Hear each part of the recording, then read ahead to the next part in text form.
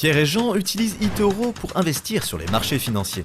Pierre fait des recherches sur les opportunités d'investissement international. Jean fait des recherches pour savoir comment devenir sorcier de niveau 60. Pierre suit les flux d'actualité pour connaître les dernières infos du marché. Jean suit le flux d'actualité pour visionner les dernières vidéos de chats.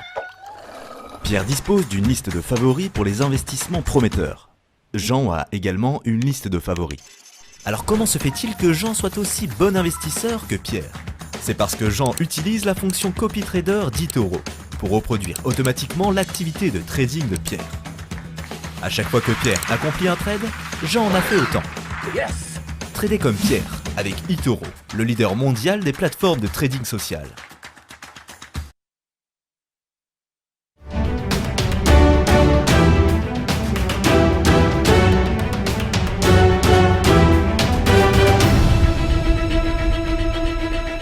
Et oui, c'est l'heure du chrono-CAC, un recul de 0,48%, quelques minutes seulement après l'ouverture de la séance à la Bourse de Paris. On n'est pas loin des 5000 points et l'on retrouve Xavier Fesneau qui est associé chez Interactive Trading. C'est la séquence chrono-CAC. Xavier, bonjour, merci d'être avec nous. Bonjour Fabienne.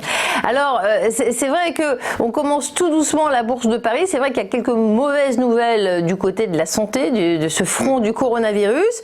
Et pourtant, côté marché américain, quelques bonnes statistiques et puis la Fed toujours là, alors ça, on aimerait bien que ça l'emporte.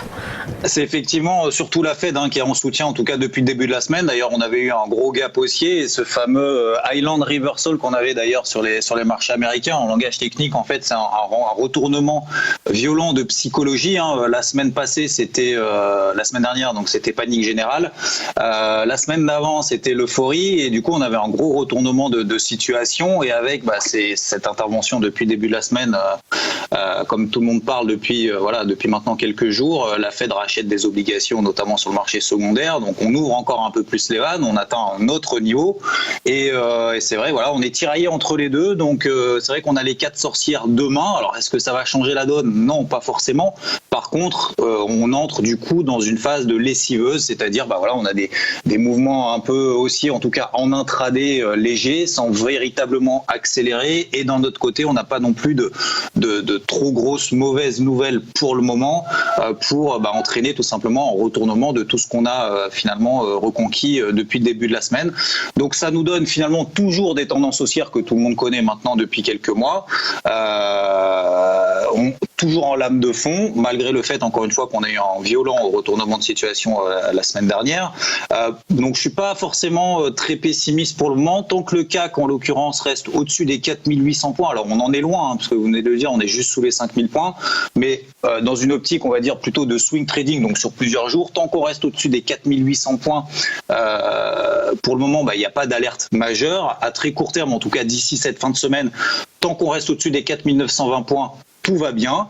Objectif 5140, ce serait déjà très beau d'ici vendredi soir. Mais c'est vrai que c'est pas vraiment simple dans le contexte, en tout cas depuis qu'on a eu ce gros gap haussier, parce que que ça soit les boules ou les bears, finalement tout le monde s'observe. On essaye de voir qui va prendre on va dire le marché à son compte. On est au milieu d'un gros range entre 4007 et 5002. On s'est arrêté avant les 4600 points qui pour moi était une grosse zone d'achat. Malheureusement on n'y est pas allé. Mais voilà, donc on s'observe pour le moment. Il n'y a pas véritablement d'autres mouvements d'ailleurs sur les autres marchés. L'eurodoll consolide, le Brent finalement est toujours aussi un peu en flat. Le gold, donc l'or, toujours la même chose. Sur les paires en yens, il n'y a pas de gros mouvements, même si on a eu une petite aversion risque en début de semaine, mais rien de bien méchant. Donc on voit que même sur l'ensemble des marchés, finalement, c'est un peu le round d'observation. Donc encore une fois, pour moi, le CAC, tant qu'on reste au-dessus des 4920 points, d'ici cette fin de semaine, il n'y a pas de grosse alerte majeure. Il va falloir opérer, jongler entre ces petits mouvements de volatilité qu'on a en intraday avant les 4 sorcières de demain.